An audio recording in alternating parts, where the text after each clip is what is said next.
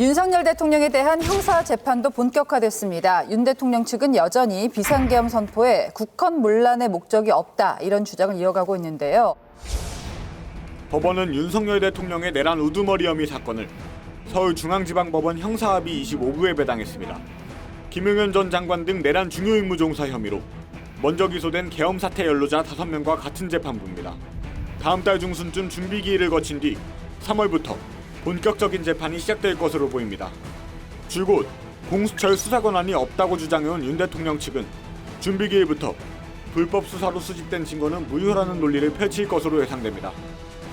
헌법재판소가 주 2회 탄핵 심판 심리를 진행하고 있어 내란 혐의 재판이 시작되면 윤 대통령은 주 3회 법정에 서게 될 수 있습니다. 윤 대통령 구속기한 만료인 7월 전 1심 재판부가 결론을 낼 거란 예상도 나옵니다. 여론은 내란 혐의에 대해서 동의하는 목소리가 높습니다.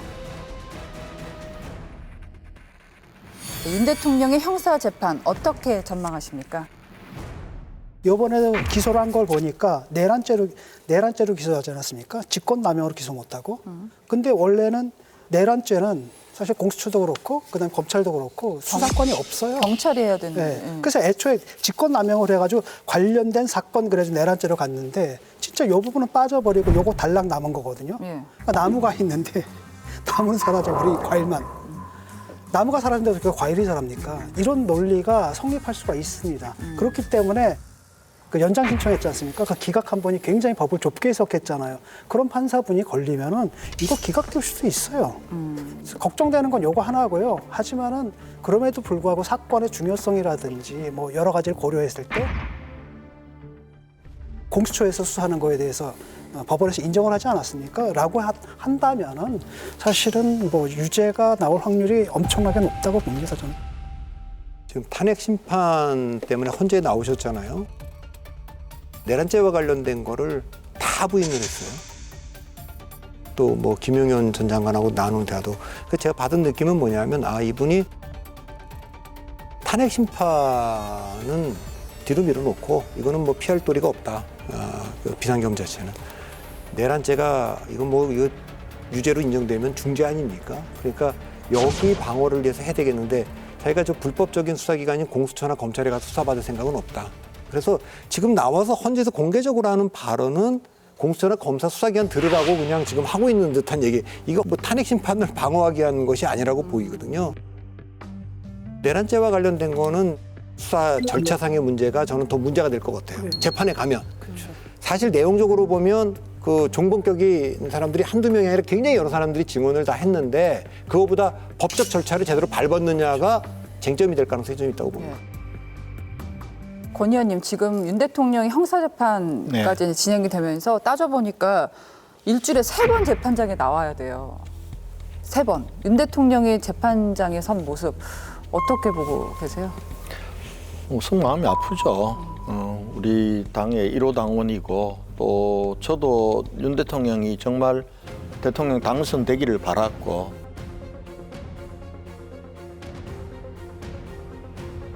당선되어서 정말 역사에 남는 좋은 대통령이 되기를 바랐던 사람으로서 제가 체포되는 날 간절히 뛰어 올라갔었던 사람입니다. 가서 대통령 옆에 있어 드려야 되겠다 싶어서 갔는데요. 차마 대통령이 체포돼서 가는 장면은 제가 못 보겠더라고요. 그래서 제가 체포돼서 가시기 직전에 저는 내려왔습니다만은 대통령은 법리적으로 내란죄가 성립이 되려면은 분명한 목적이 있어야 되고 폭동이 있어야 되는데 군인들이 들어갔지만 유혈 사태도 없어 폭동도 하나도 없었는데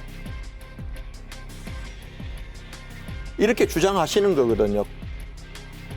대통령의 말씀만 가지고 할 수는 없는 거예요. 그러나 그 과정은 공정해야 되는데 지금까지 수사 과정이나 지금 기소 과정까지를 보니까 대단히 우려스러운 게 많습니다.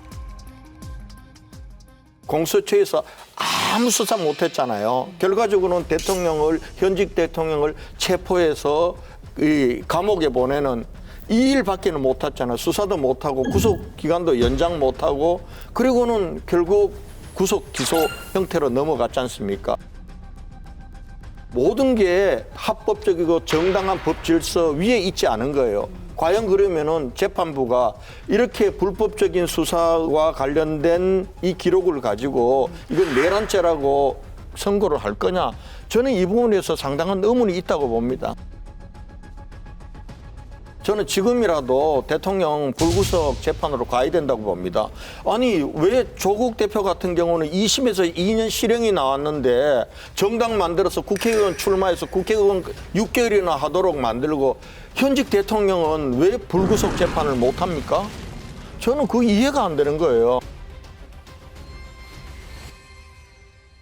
근데 따져보니까 대통령도 주 3회 재판정에 서고 이재명 대표도 주 2, 3회 서잖아요. 안타까우시겠어요. 아니 뭐 법원에서 결정된 거니까 당연히 따라야 되는 거 아니겠습니까? 이재명 대표가 법원에 어떤 구속영장 청구를 해갖고 법원에 가서 적부심 심사도 받았습니다. 사실은 한 번도 수사에 응하지 않은 적이 없었어요. 윤석열 대통령은 법원에서 발부한 영장 자체를 다 불법이라고 거부했고 또 체포 적부 심사 과정에서도 그래도 어쨌든 기본적인 적법성은 유지된다고 하는 법원의 판단이 있었음에도 불구하고 계속 좀 거부하고 있는 거거든요. 검찰총장까지 지낸 분 아니겠습니까? 최소한 대한민국의 법 질서를 존중하는 그런 모습을 보였으면 좋겠어요. 본인이 뭐 법적 정치적 책임을 회피하지 않겠다고 하면서도 계속 회피 일가로 나오고 있습니다. 이게 사법적인 절차에서 본인의 무죄를 갖다 입증하고 또 혐의가 없음을 또 정당했음을 입증하려는 게 아니라 오히려 극우 지지자들 또 유튜버들 상대로 선동해갖고 정치적인 회생을 갖다가 목표로 하는 게 아닌가 저는 그렇게 의심할 수밖에 없습니다. 여러분 여기를 눌러서 구독을 해주시면 강적들 컨텐츠를 빠르게 만나보실 수가 있습니다. 알람 설정도 잊지 말아주세요.